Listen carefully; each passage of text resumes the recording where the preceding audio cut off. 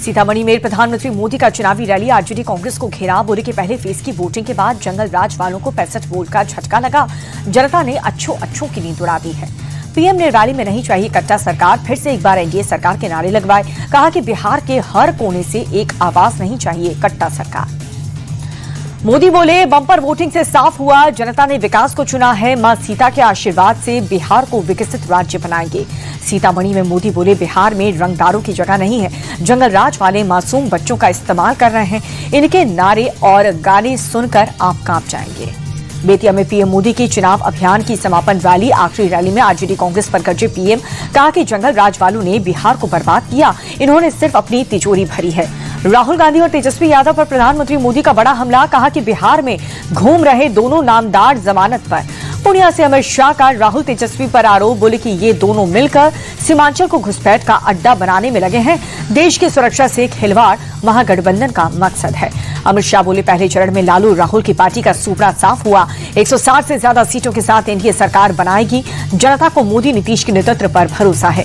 अमित शाह बोले vote bank के डर से लालू और राहुल माता सीता का मंदिर नहीं बनवा सकते। हम उस वोट बैंक से नहीं डरते हैं। मोतिहारी में यूपी सीएम योगी आदित्यनाथ की रैली विपक्ष पर निशाना साधा। कहा जंगल राज वालों ने बिहार के विकास के लिए कुछ भी नहीं किया। सीएम योगी बोले आरजेडी के राज में माफियाओं का संरक्षण मिला। ऐसे माफियाओं को न चुने जो फिर से जंगल राज लाए। अपराधी जीतेंगे तो सुरक्षा दांव पर लगेगी।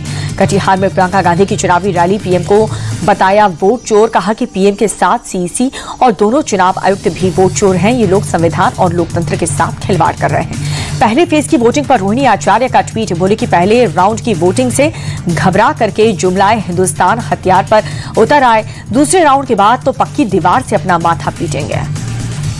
बम्पर वोटिंग से साफ हुआ, जनता ने विकसित बिहार और विकसित भारत के लिए मतदान किया। केंद्रीय मंत्री नित्यानंद राय का बयान। पहले चरण में हुई बम्पर वोटिंग पर जेडीयू नेता ललन सिंह बोले साफ हुआ, फिर से एनडीए सरकार आ रही है। 20 साल बाद भी इतनी लोकप्रियता अद्भुत है। ललन सिंह ने लालू के दोनों बेटों की हार का दावा किया। बोले कि तेजस्वी और तेज प्रताप दोनों हार रहे हैं। आरजेडी 20 साल का सपना देख रही जो कभी पूरा नहीं होगा। मुकेश सहनी ने पहले चरण की 80 से ज्यादा सीटें जीतने का दावा किया। बोले बिहार में बदलाव की लहर है। पहले फेज में महागठबंधन 80 से ज्यादा सीट जीतेगा। कांग्रेस नेता कन्हैया कुमार ने बिहार में बदलाव का दावा किया। बोले अगर बीजेपी वोटों की चोरी नहीं करेगी तो बिहार में सरकार बदलना तय है।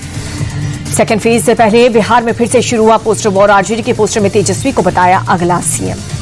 आरजेडी नेता तेजस्वी यादव ने जीत का दावा किया। कहा कि 14 नवंबर को महागठबंधन की सरकार तय है। इस बार जनता बदलाव के मूड में है। आरजेडी ने जारी किया हाजीपुर के स्ट्रांग रूम का वीडियो। गड़बड़ी का आरोप। अलग अलग विधानसभाओं का सीसीटीवी बंद करने का दावा। तेज प्रताप के नाचने वाले बयान पर आरजेडी नेता खेसारी लाल यादव बोले वो मेरे बड़े भाई, उन्हें जवाब देना जरूरी नहीं। मैं किसी का अपमान नहीं कर सकता। पहले चरण की 121 में से 100 सीटें जीतेंगे एनडीए। केंद्रीय मंत्री चिराग पासवान का दावा। बोले कि इस बार 2010 का भी रिकॉर्ड टूटेगा। अगले हफ्ते बिहार में फिर से एनडीए सरकार। पवन खेड़ा ने पहले फेज की 121 में से 72 सीटें जीतने का दावा किया। बोले कि 72 सीटों पर महागठबंधन को स्पष्ट बहुमत। चुनाव आयोग ने जारी जरा सी भी गड़बड़ी की तो देश उन्हें माफ नहीं करेगा।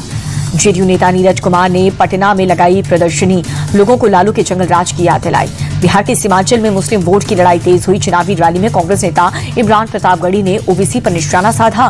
बोले ओबीसी तेलंगाना में कांग्रेस के लिए दरी बिछा रहे हैं। इमरान प्रतापगढ़ी को एआईएमआईएम का जवाब। कहा कि मैडम के कहने पर इमरान सीमांचल आए हैं। वो उन्हीं के कहने पर उठते बैठते। इमरान मदारी के डुगडुगी पर चलने वाले बंदर हैं।